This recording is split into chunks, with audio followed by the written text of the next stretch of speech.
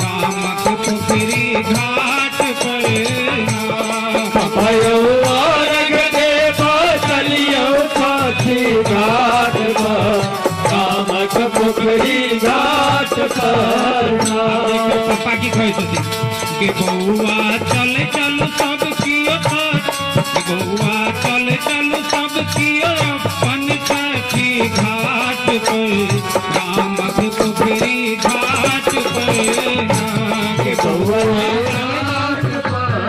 रखने के रात खुशियार करे बैठल में भोसो ठारे रखने के रात खुशियार करे बैठल में भोसो ठारे करे बैठल में भोसो ठारे रहे बैठल में भोसो ठारे आदित्य देव आशीष देता अपना परिवार पर राम के पोखरी घाट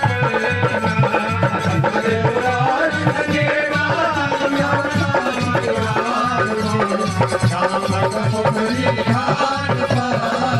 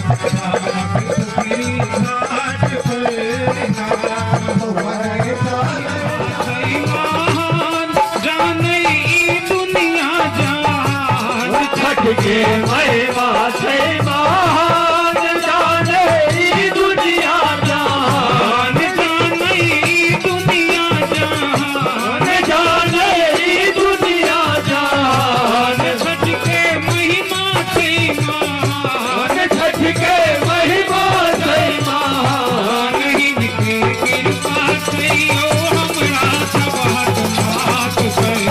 छठ मैया के घाट पर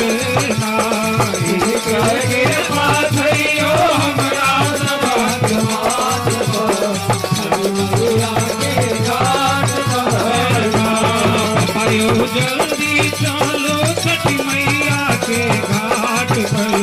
राम के पोखरी